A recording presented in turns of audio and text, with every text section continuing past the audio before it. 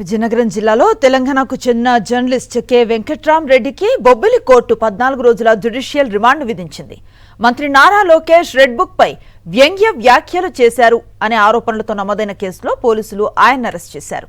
గత 18 గంటలుగా పోలీస్ కస్టడీలో ఉన్న కేవీఆర్ ను బొబ్బిలి కోర్టులో న్యాయమూర్తి ఎత్తు హాజరుపరిచారు. అనంతరం కోర్టు రిమాండ్ విధించడంతో పోలీసులు ఆయన్ను బొబ్బిలి జైలుకు తరలించారు. కేవీఆర్ రిమాండ్ కు సంబంధించి పూర్తి వివరాలు మా ప్రతినిధి యుగంధర్ అందిస్తారు. యుగంధర్, చెప్పండి, ఈ రిమాండ్ రిపోర్ట్ కు సంబంధించి ఎలాంటి డీటెయిల్స్ ఉన్నాయి మీ దగ్గర? అనుశ్రీ, తెలంగాణ జర్నలిస్ట్ కేవీఆర్ అరెస్ట్ మీద చాలా పెద్ద హైడ్రామా జరిగింది. మొన్న మధ్యాహ్నం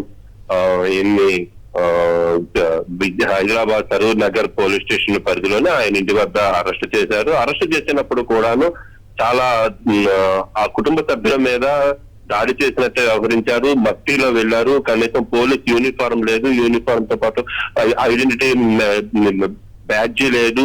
మరొక పోలీస్ తాలూకు వెహికల్ కూడా లేకుండానే కిడ్నాపర్ లాగా వెళ్లి ఆయన్ని అదుపులోకి తీసుకువచ్చిన ఘటన మనం చూసాం. ఆ తర్వాత ఆయన్ని దాదాపు ఒక 16 గంటల పాటు రోడ్ వేలోని ఆయనకి తీసుకొచ్చి నిన్న మధ్యాహ్నం నుంచి బొబ్బులికి తీసుకొచ్చారు. బొబ్బులికి తీసుకొచ్చిన తర్వాత వైద్య పరీక్షలు జరిపారు. వైద్య పరీక్షలు జరిపిన తర్వాత నిన్న సాయంత్రం కోర్టు ముందు హాజరుపరచడానికి ఏర్పాట్లు చేశారు. అయితే కోర్టు దగ్గరికి వచ్చిన తర్వాత ఆయన్ని తిప్పి పంపారు. పైనుంచి వచ్చిన ఆదేశాలు కానీ లేకపోతే ఇంకేదైనా ఎవరినైనా తృప్తిపరచడానికి కానీ వాళ్ళనైతే ఒక రోజైనా ఒక రాత్రి అయినా పోలీస్ స్టేషన్ లో ఉంచాలి అని ఆదేశాలు రాస్తారు. నిన్న రాత్రి అంతా పోలీస్ స్టేషన్ నుంచి 9:30 గంటలప్పుడు బొబ్బిలి కోర్టు ముందు న్యాయమూర్తి ముందు హాజరుపరిచారు. అయితే ఈ కేసులో బెయిలబుల్ సెక్షన్స్ ఉన్నప్పటికీ కూడాను ఈయన అంతకుముందు ఇచ్చినటువంటి నోటీసులకి స్పందించలేదు అని చెప్పి పోలీసుల తరపు న్యాయవాది వాదించారు. అయినప్పటికీ కూడా చిన్న సెక్షన్స్ ఇవన్నీ కూడా 3 ఏళ్లలో శిక్ష పడేటువంటి బెయిలబుల్ అఫెన్సెస్ కాబట్టి బెయిల్ ఇవ్వాలని చెప్పి